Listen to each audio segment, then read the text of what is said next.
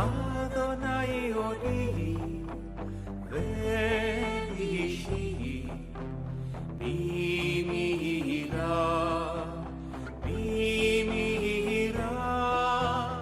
Comienza A las Fuentes de la Fe en Tierra Santa, un programa dirigido por el padre Francesco Voltaggio.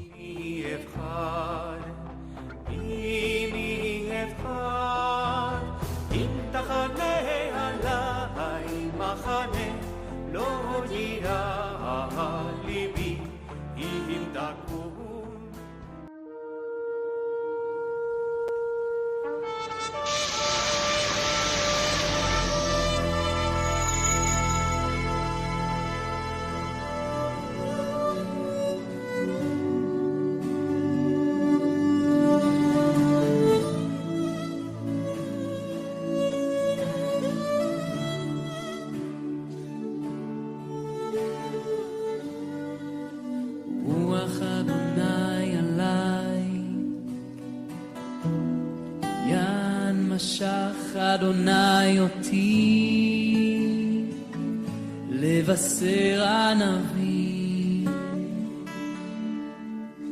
שלחני לחבוש לנשברי לב, לקרוא לשבויים דרור ולאסורים כך כוח לקרוא שנת רצון לאדוני, ויום נקם לאלוהינו לנחם כל האבלים,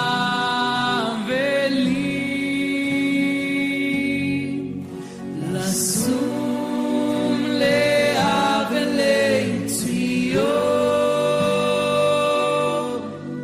לתת להם פאר תחת אפר, שמן ששון. Queridos amigos de Radio María, hola a todos, Shalom Lekulechem, Salam Ilal Jami'. En estos episodios estamos comentando la inauguración del ministerio público de Jesucristo en el capítulo 4 de Lucas, donde se dice que Jesús vino a Nazaret, donde se había criado, y según su costumbre el sábado entró en la sinagoga y se levantó a leer.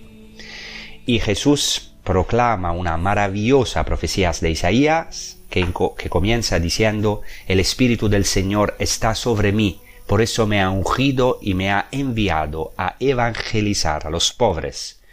Acabamos de oír estas palabras en hebreo, en el canto con el que hemos abierto este episodio, oyéndolas de nuevo en la misma lengua en la que Jesús las proclamó, en la sinagoga de Nazaret. Y hoy queremos ir idealmente al pueblo de Nazaret y a la sinagoga, tratando de ir a las fuentes de la liturgia sinagogal de la palabra para profundizar en esta estupenda palabra del Evangelio. Hay testimonios antiguos, aparte de los del Nuevo Testamento, que atestiguan la importancia de la institución de la sinagoga y también de la liturgia del sábado en la sinagoga. Son de los testimonios más antiguos, contemporáneos o casi de la época de Jesucristo. El primero testimonio es de Flavio Josefo, el historiador judío más importante. En una obra llamada Contra Apionem nos dice: cada semana, dejando sus otras ocupaciones, los judíos se reúnen para escuchar la Torá y aprenderla con precisión. Eso es importante, es decir, había también una enseñanza. Sabemos que había una homilía y Jesucristo de hecho da una homilía después de la lectura de la Torá, o sea, de los primeros 5 libros de la Biblia y de los profetas. La lectura de los profetas servía para explicar, interpretar, actualizar la palabra de la Torá. Así que había una verdadera liturgia de la palabra. Sabemos por otros testimonios, también por excavaciones arqueológicas y otras fuentes, que de hecho la sinagoga era algo más que un lugar de oración. Ciertamente era un lugar de oración, porque en griego en los tiempos de Jesús se llamaba proseuché, que quiere decir precisamente oración. Pero era también un lugar de reunión. En hebreo se llamaba y se llama Beit Knesset, es decir, casa de reunión. Y de hecho sabemos que era también un lugar de reunión social, donde también se ayudaban a los pobres. Pero sobre todo se estudiaba la Torá. La gente podía reunirse en la sinagoga o en un lugar que formaba parte de la estructura de la sinagoga, que se llamaba Beit Midrash, donde se escrutaba la palabra de Dios. Beit Midrash viene de la raíz hebrea darash, que quiere decir precisamente escrutar, investigar. Entonces, justo en el centro de la actividad de la sinagoga, especialmente en el día de sábado, estaba la escucha de la palabra de Dios. Exactamente lo que tenemos aquí en el Evangelio de Lucas. Otro testimonio de Flavio Josefo es que los judíos, cuando huyeron de Cesarea en el año 66 después de Cristo, se llevaron el rollo de la Torá. Eso es muy interesante, quizás hemos visto en algunas películas. Cuando los judíos han sido perseguidos, desgraciadamente muchas veces en la historia han sido víctimas de terribles persecuciones, cuando huyen siempre, la primera cosa que cogen es la Torá. Y la abrazan porque la Torá es la reina y la novia de Israel. Incluso hoy en día en la sinagoga la besan, toman su manto de oración que se llama talit, que tiene en sus 4 esquinas, como dice el libro de los números, flecos llamados en hebreo tzitziot, y sabemos que también Jesucristo llevaba el talit, o sea, este manto, porque la hemorroísa toca el fleco del manto de Jesús. Y así hoy en la sinagoga, ¿qué hacen? Besan la Torá, el rollo de la Torá, a través de los flecos del manto, o sea, besan los flecos del manto y después tocan el santo rollo de la Torá. Eso es interesante, besan la Torá. Nosotros también en nuestra liturgia de la Eucaristía, el presidente, en nombre de toda la asamblea, besa, venera la Sagrada Escritura, en este caso el Evangelio. Y así la Torá en la sinagoga está en el centro. Y aquí tenemos un testimonio de un historiador judío poco después de la época de Jesús, un testimonio de este amor apasionado por la Torá, para la palabra de Dios. Entonces, cuando los judíos huyeron de Cesarea en el año 66, nos dice Flavio Josefo que se llevaron el rollo de la Torá con ellos, con celo hacia la Torá, con amor. Y sabemos por Josefo que los romanos se enfadaron mucho por esto. Sabemos que los romanos eran muy religiosos, muy supersticiosos, y no querían que los judíos se llevaran este rollo porque lo consideraban igual que una estatua de la deidad que protegía la ciudad. Así que fijaos lo importante que era, lo que para los paganos era una estatua del ídolo, esto era y mucho más para los judíos la Torá, verdaderamente lo más precioso. El poder de la palabra es el poder de Dios, el Dios invisible, del que no se puede hacer una imagen según los judíos, del que no hay estatua. Eso es también importante para nosotros. Los cristianos también somos los hombres de la palabra de Dios. Y sabemos que para nosotros la palabra de Dios, la Torá, se hizo carne en Jesucristo, que es justamente la Torá encarnada. El otro testimonio es de Filón de Alejandría, gran exegeta y también filósofo judío, anterior a Jesús, poco anterior. Nos da 2 testimonios que me gustaría citar.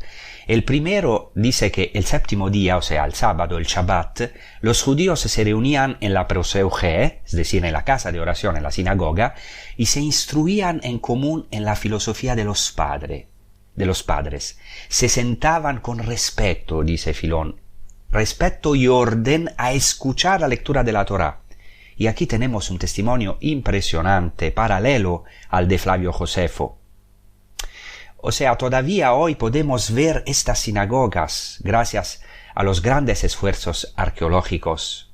Tenemos la gracia de visitar estas antiguas sinagogas y podemos dar testimonio que en verdad así. Hace poco tiempo, por ejemplo, pocos años, se descubrieron dos hermosas sinagogas de Magdala, especialmente una que se puede visitar, y se ve claramente cómo la asamblea se sentaba muy ordenadamente alrededor de la bemá, que sería el ambón, el lugar elevado, o donde se proclamaba la palabra de Dios. El centro, a través de la sinagoga, era también físicamente la Torá y la lectura de la Torá, y de la palabra de Dios, y de los otros rollos, y de los profetas. Filón también nos da otro testimonio cuando nos habla de los esenios. Los esenios eran una de las corrientes más importantes de la época de Jesús, y nos dice Filón cómo los esenios celebraban el sábado. Dice que el séptimo día se abstenían de todo trabajo y se sentaban en la sinagoga según las edades, los más jóvenes detrás de los mayores, y se sentaban de manera adecuada a la situación, dispuestos a escuchar. Entonces sabemos de Filón también que uno cogía los libros y los leía. Y nos dice también Filón que otro de los más experimentados, que tenían más experiencia y sabiduría en la palabra de Dios, se adelantaba y explicaba lo que no se entiende fácilmente, dice Filón literalmente. Este testimonio de Filón es muy interesante, es anterior al Evangelio de Lucas. Aunque se refiere a los esenios, sin embargo encontramos aquí muchos elementos que también se encuentran en Lucas. En primer lugar, toda la asamblea está puesta en la sinagoga según la edad, de forma ordenada. De hecho, es interesante que Lucas nos dice que cuando Jesús, enrollando el rollo, se lo devuelve al asistente y se sienta, en la sinagoga los ojos de todos estaban fijos en él. Esto se entiende bien si se conoce la estructura arquitectónica de la sinagoga, como los arqueólogos nos han ayudado a comprender. Y Filón también dice que los judíos se sentaban de una manera adecuada a la situación, dispuestos a escuchar. Es decir, escuchar la palabra de Dios es algo fundamental. Dice que uno cogía los libros y los leía precisamente como en el Evangelio de Lucas. Sabemos que Jesús era ya un hombre adulto, no sabemos exactamente qué edad tenía, rondaría los 30 años, y era estimado por los habitantes de Nazaret porque su fama ya se había extendido, porque había hecho milagros en Cafarnaúm. Por eso Jesucristo, como dice el texto de Filón, se levanta y proclama la Escritura. Filón dice: otro de los de mayor experiencia avanza y explica lo que no se entiende fácilmente. Y esto es lo que hace Jesucristo. Una homilía actualiza en este caso la lectura de los profetas, que sin embargo seguía y sigue siempre la lectura de la Torá. Jesús la actualiza y la explica, la interpreta para la asamblea. Y veremos que esta interpretación al principio tiene cierto éxito, se asombran de su enseñanza, más tarde provoca el rechazo de los habitantes de Nazaret, y entenderemos por qué. Por eso ahora vamos a rezar, a meditar sobre esta centralidad de la palabra con un canto traído cogido del libro del Apocalipsis, que habla de un combate escatológico, y en el medio está como se dice en griego, el logos tu theou, la palabra de Dios, que es Jesucristo mismo. Su nombre es palabra de Dios.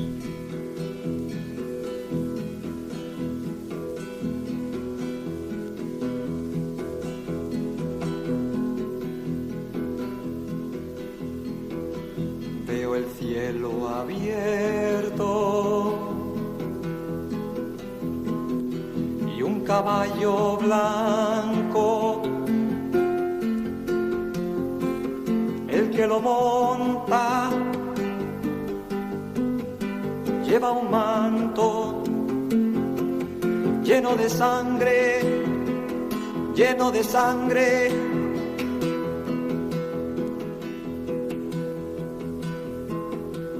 Sus ojos llamas de fuego, y en su boca hay una espada para herir, para herir. ¿Cuál es su nombre? ¿Cuál es su nombre? Su nombre es, su nombre es palabra de Dios. ¿Cuál es su nombre?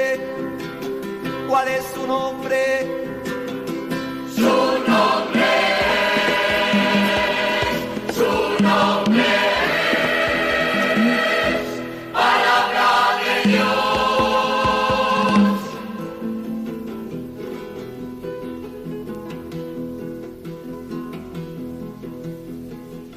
Veo una bestia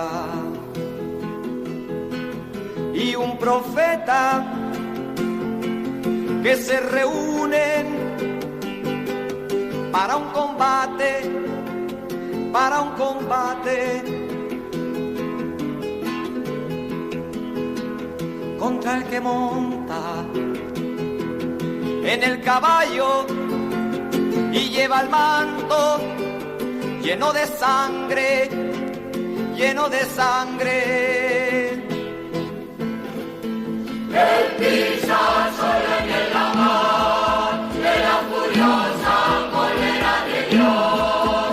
Él pisa solo en la mar de la furiosa cólera de Dios. Veo la bestia que es capturada y con ella el profeta por el que monta en el caballo y lleva el mando lleno de sangre. Aleluya, aleluya, aleluya, aleluya, aleluya, aleluya, aleluya. ¿Cuál es su nombre? ¿Cuál es su nombre? Su nombre es, su nombre es palabra de Dios. ¿Cuál es su nombre? ¿Cuál es su nombre? Su nombre es, su nombre es palabra de Dios.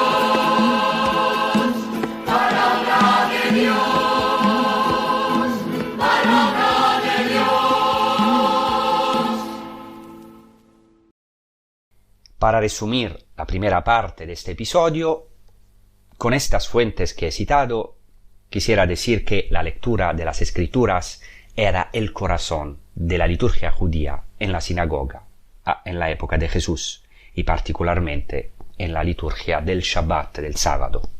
Ahora profundicemos este corazón de la liturgia sinagogal, esta liturgia de la palabra. En la sinagoga nació la liturgia de la palabra, que luego fue retomada por la iglesia primitiva, añadiendo obviamente las lecturas del Nuevo Testamento y el Evangelio. La liturgia sinagogal del Shabbat constaba en la época de Jesús y todavía hoy consta de dos lecturas. Una lectura de la Torá, que se llama Parashá, es decir, de los 5 primeros libros de la Biblia, y una segunda lectura que se llamaba Haftará, que se tomaba de los profetas. Este servicio de lectura de la Torá y los profetas era justamente el centro de la actividad de la sinagoga. En el Evangelio de Lucas, que hemos proclamado, tenemos uno de los relatos más antiguos del servicio de la sinagoga, y esto lo reconocen también los estudiosos judíos, la importancia, la gran aportación del Nuevo Testamento para el conocimiento de la sinagoga antigua. En la época de Jesús, el culto sinagogal mediaba entre la liturgia familiar y la del templo. O sea, los judíos siempre han concedido gran importancia a la familia, a la transmisión de la fe a los hijos, entonces a una liturgia doméstica. Y allí también se nutrió, se educó, se crió Jesucristo, como debe criarse todo cristiano, en la escuela de la Santa Virgen María y de San José, en la escuela de la Sagrada Familia de Nazaret. y el culto sinagogal mediaba entre esta liturgia doméstica familiar y la del templo, que también tenía una importancia fundamental en la época de Jesús. Lo fundamental de la liturgia sinagogal era esta mediación entre la familia y el templo, actualizando la palabra, es decir, el hoy, que Jesucristo retoma en su homilía y del que hablaremos. Ahora, antes de profundizar en el comentario del Evangelio, me gustaría decir unas palabras sobre la sinagoga de Nazaret. Hoy no sabemos exactamente dónde se encuentra esta sinagoga de los tiempos de Jesús, pero los peregrinos recuerdan este Evangelio e incluso visitan, veneran y hacen catequesis sobre este Evangelio en un edificio cruzado junto a una iglesia greco-católica que se encuentra en el centro del actual Sucre, o sea, del actual mercado de Nazaret. Es un lugar muy bonito. La sinagoga debió estar allí o allí cerca. Sabemos que Nazaret era un pueblo pequeño en los tiempos de Jesús. Pero es interesante que los peregrinos desde la antigüedad han tratado de localizar el lugar histórico y concreto donde Jesucristo de niño y luego de chico y después de adulto iba todos los sábados, escuchaba la palabra de Dios, tomaba cada vez más conciencia de su misión como hombre, claro que era también Dios, pero como hombre creció en su conciencia mesiánica y de su misión. Meditaba las Escrituras, que entonces eran evidentemente el centro de toda su predicación, de sus milagros y de sus obras. Estas Escrituras que él encarnó, cumplió en su vida. Así que la llamada Sinagoga de Nazaret es un lugar precioso de la época de las Cruzadas. Fue convertida en iglesia en 1771 por un grupo de cristianos griego-católicos y todavía se puede visitar hoy en día y se llama en árabe Madrasat al-Masih. En árabe Madrasat al-Masih quiere decir escuela del Mesías. Muy interesante esta palabra en árabe madrasa porque es relacionada al verbo hebreo derash, entonces a la Beit Midrash. O sea, Madrasat al-Masih, la escuela donde se escruta, o la escuela de Cristo. Y los antiguos peregrinos pensaban que Jesús también estudió allí de niño, lo cual es muy probable, aunque sabemos que Jesucristo no fue a la escuela de los rabinos importantes. De hecho, le reprochan los escribas y fariseos no haber estudiado, pero eso no quiere decir que no supiera leer. Incluso este Evangelio de Lucas nos muestra que Jesucristo ciertamente sabía leer las Escrituras. José y María, San José y la Santa Virgen María también lo iniciaron. Pero claramente no fue a la escuela de algún rabino famoso como San Pablo, que era un rabino que se inició a los pies de Gamaliel, como sabemos, un gran rabino citado también en las fuentes rabínicas. Sabemos, sin embargo, que Jesús fue a la madrasa más importante, al Bet Midrash más importante, o sea, escrutó los misterios de Dios junto con la Santísima Virgen María y su padre putativo San José, que obviamente tenían una enorme profundidad en las Escrituras. Lo sabemos también por los detalles, pocos pero muy preciosos, que nos dan los Evangelios. José, se dice el Evangelio de Mateo, que era justo, en hebreo tzadik, y no hay tzadik entre los judíos que no sea muy adentro de la palabra de Dios, de las Escrituras. Y la Santa Virgen María, dice el Evangelio de Lucas, guardaba todos los acontecimientos en su corazón.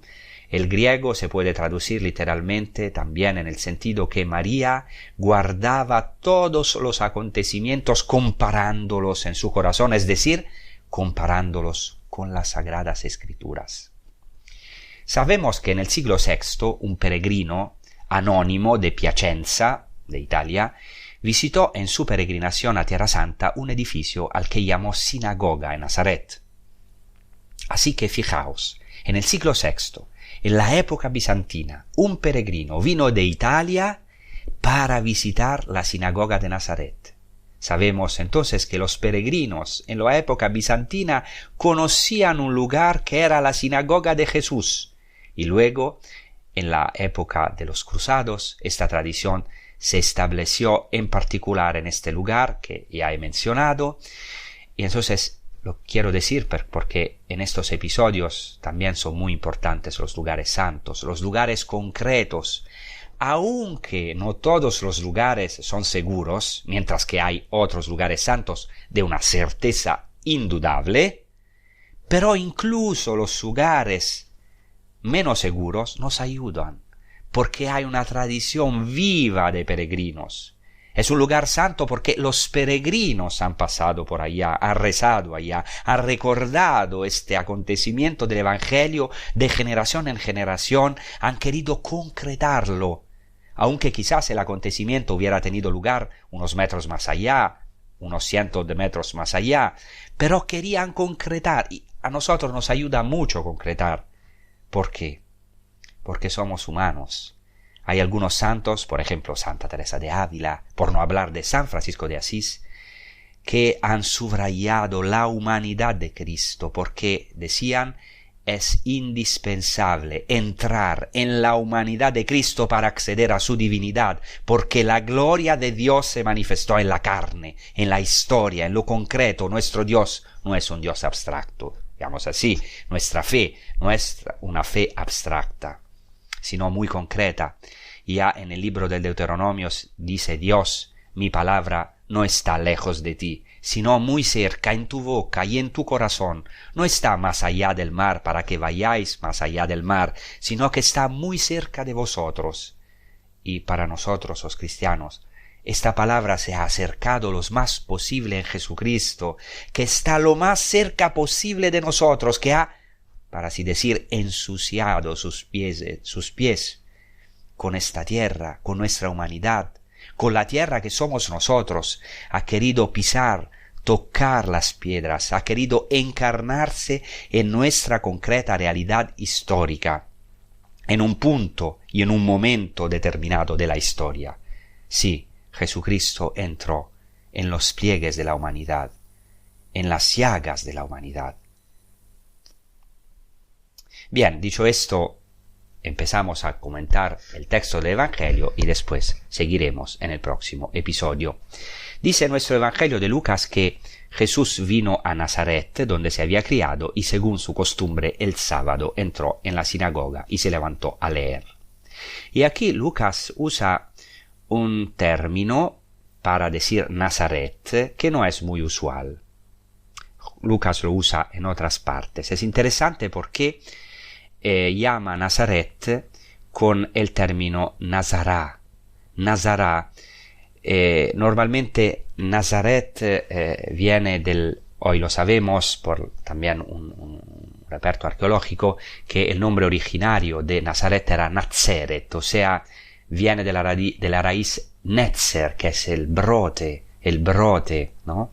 El retoño que brota del tronco de Jessé. Pero, según Lucas, parece que el nombre Nazaret, él lo relaciona a otra raíz hebrea, que es Nazar, que es muy interesante. No quiero cansaros mucho con el hebreo, pero es interesante que el término que usa Lucas para decir Nazaret se refiere a los nazireos. Por eso llama Nazaret Nazará. Y él lo dice, será llamado Nazoraios, que quiere decir de Nazaret, pero a lo mejor nazireo.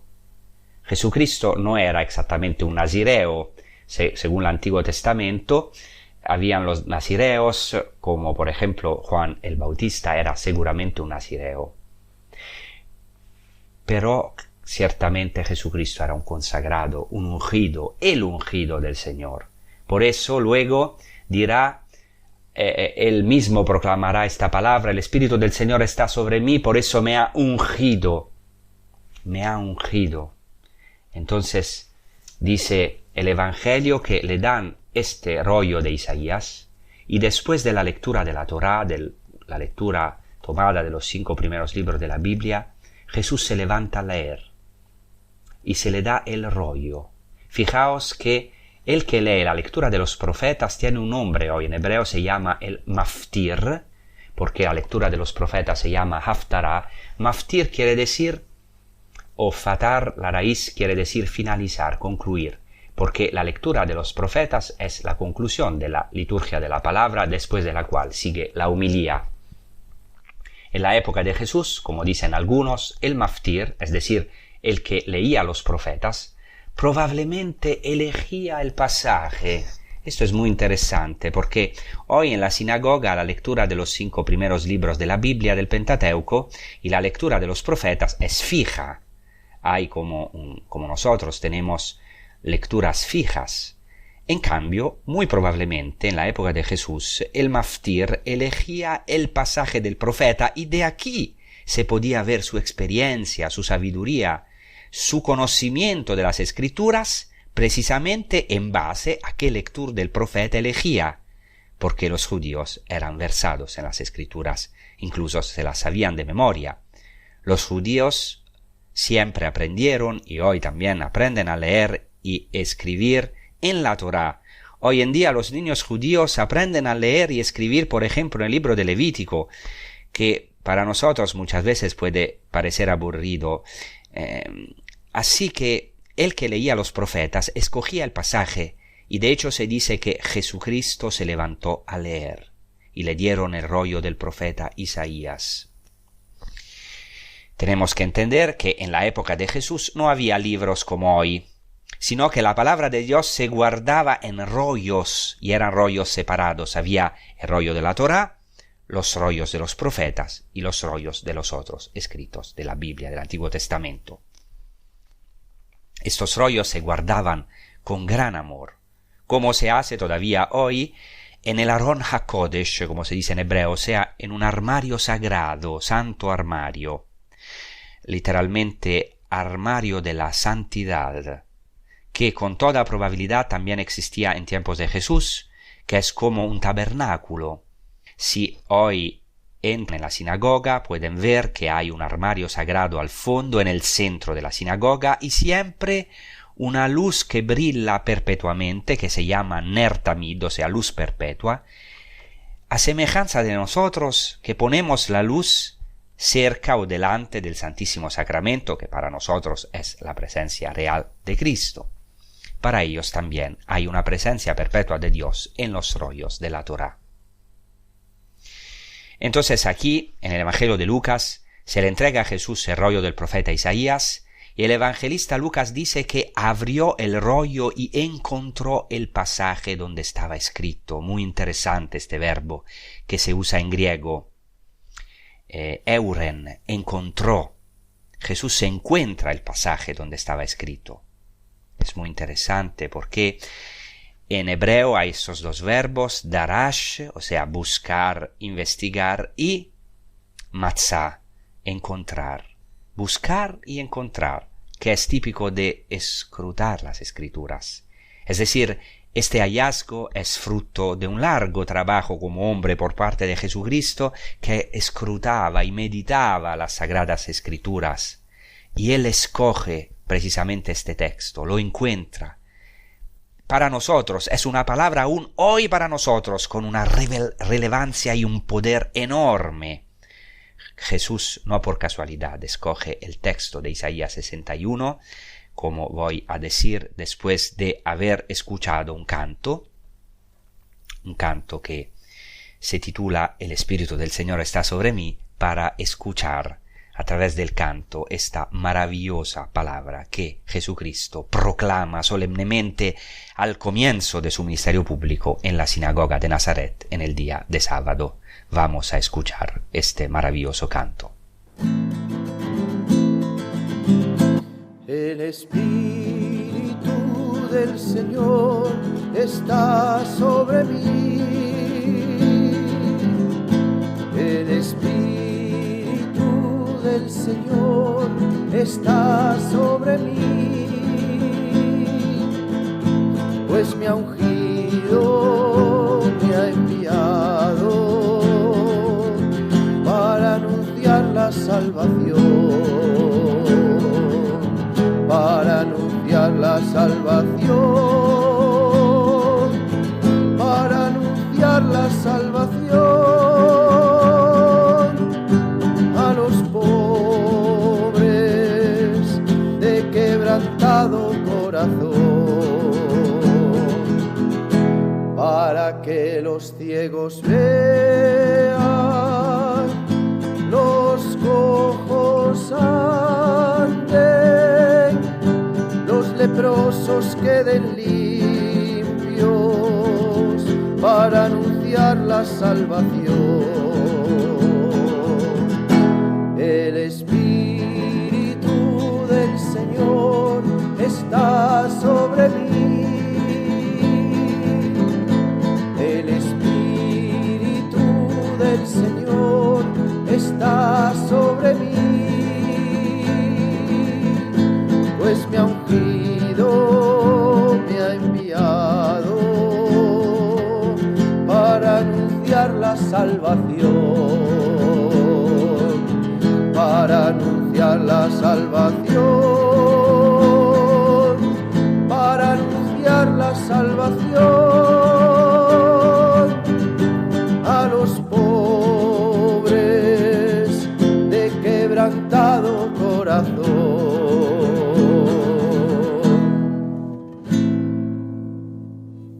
Entonces Jesucristo escoge la palabra de Isaías 61 como inauguración de su ministerio.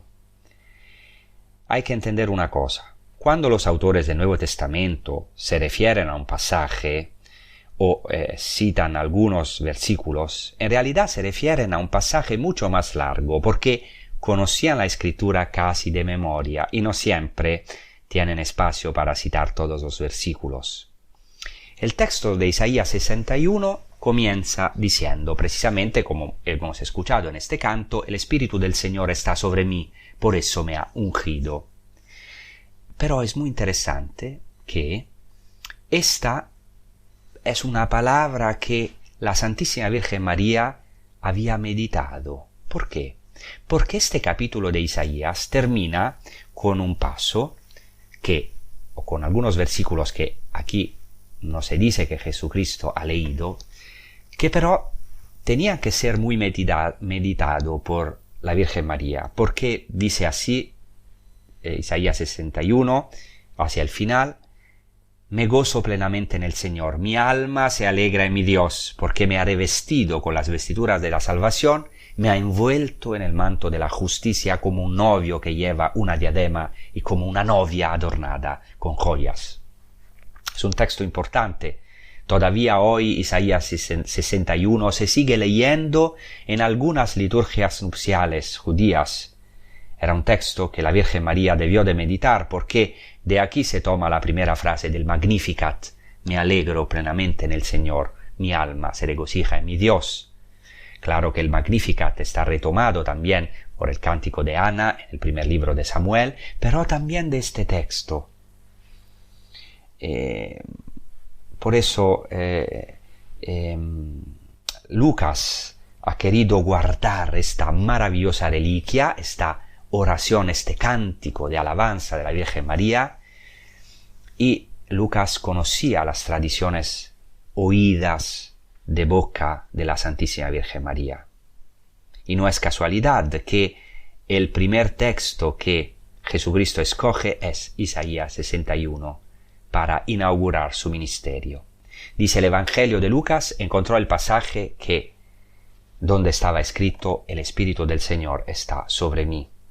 Y sabemos que esto ya se ha cumplido, porque en los episodios anteriores hemos ya comentado las tentaciones de Jesús y el hecho de que Jesús ya está lleno del Espíritu Santo, como dice antes de este Evangelio Lucas mismo, lleno del Espíritu Santo volvió del Jordán y fue conducido por el Espíritu al desierto. Siempre Jesucristo es el hombre lleno del Espíritu. Y poco después se dice que Jesús volvió a Galilea con el poder del Espíritu, en griego dinamis, que quiere decir el poder, la fuerza, la energía del Espíritu Santo, el dinamismo del Espíritu. Y ahora Jesucristo proclama, el Espíritu del Señor está sobre mí, pero ahora lo proclama verdaderamente como aquel que cumple esta palabra.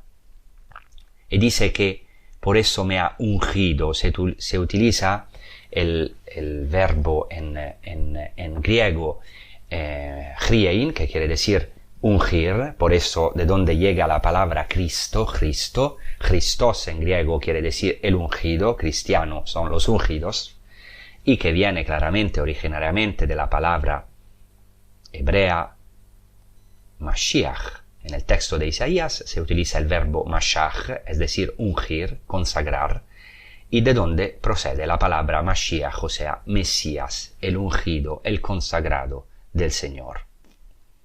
Entonces no es casualidad que Jesucristo eligiera este texto. Después dice el texto de Isaías, proclamado por Jesucristo, me envió a llevar la buena noticia a los pobres.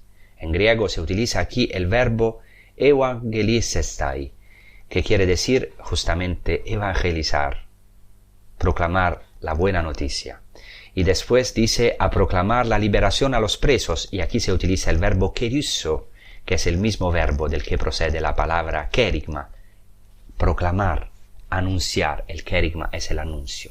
Entonces, como si Jesucristo diga, me ha traído a proclamar este kerigma de la liberación a los presos, a los ciegos, a los que no ven, a poner en libertad a los oprimidos y a proclamar el año de gracia del Señor. Se sigue utilizando el verbo kerusso, proclamar, el mismo verbo del kerigma. Jesucristo proclama, anuncia la buena nueva de un año agradable al Señor. Es el año del jubileo. El año del jubileo en el Antiguo Testamento es el 50º año.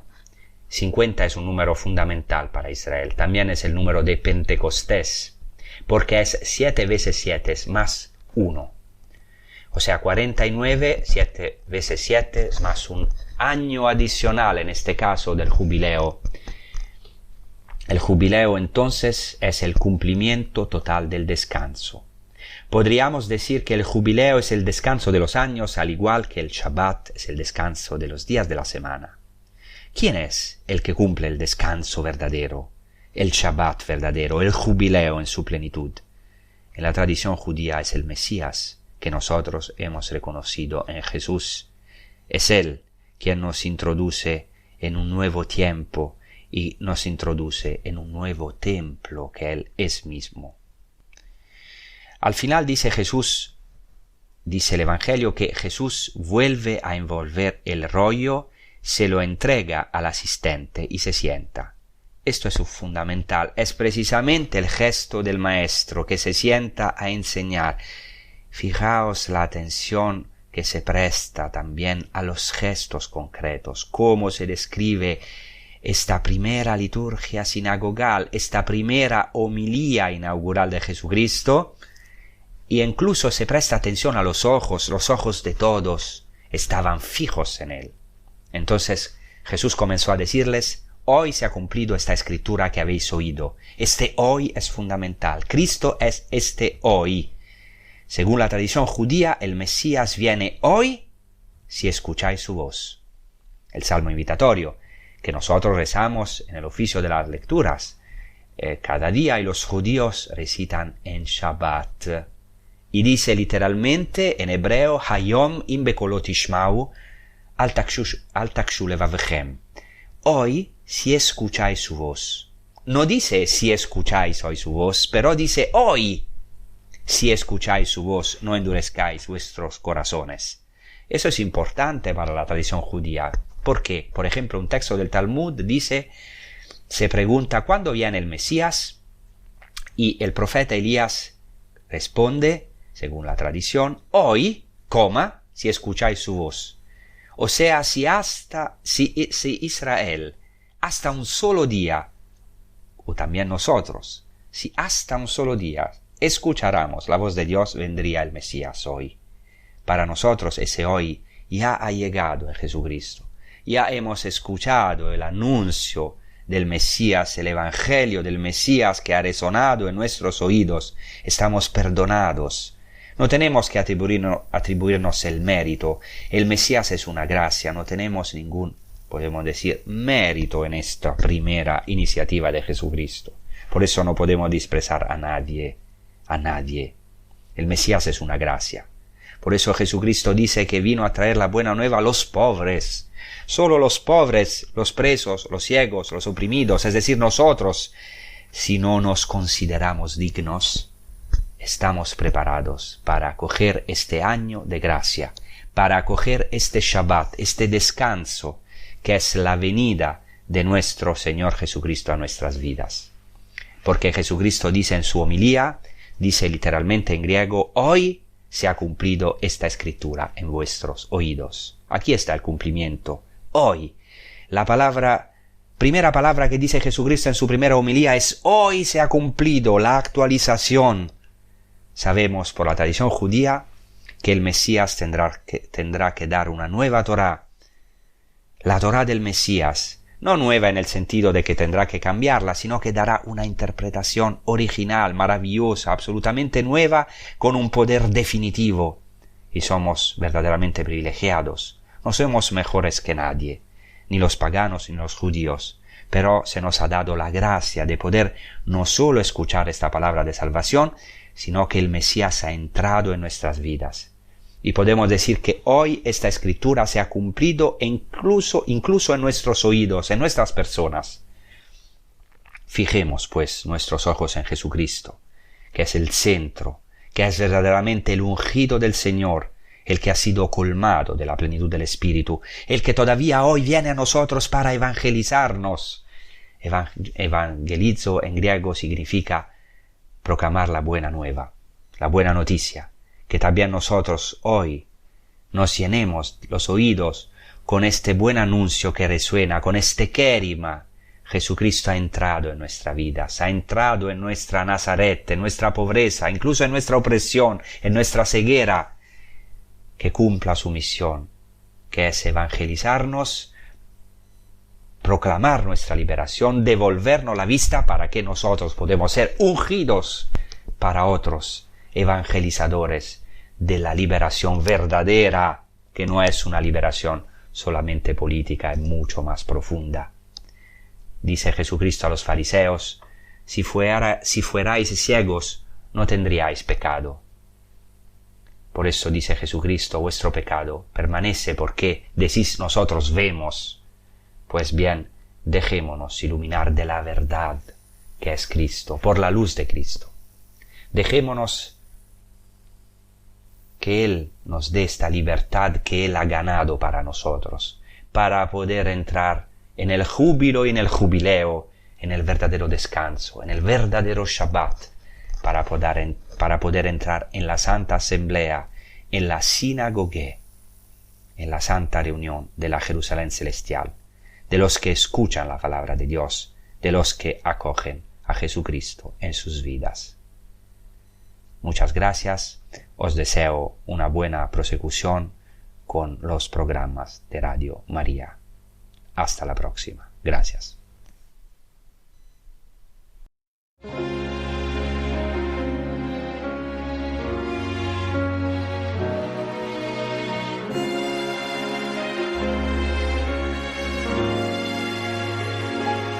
El Espíritu de Dios está en mí,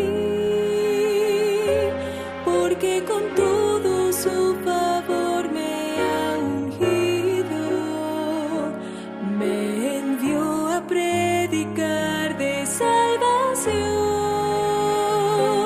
las buenas nuevas al que está muy abatido, para publicar a los cautivos libertad.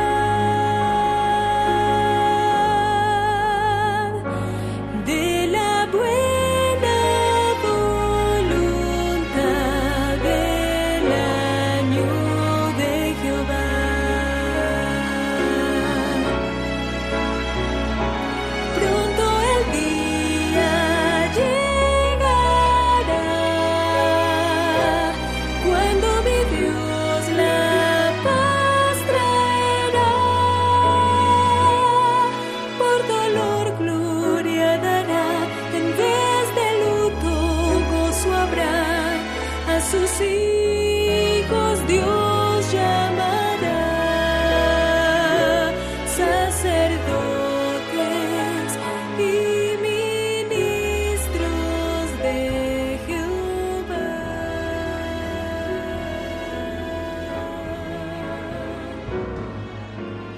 Y así concluye A las fuentes de la fe en Tierra Santa, con el padre Francesco Voltaggio.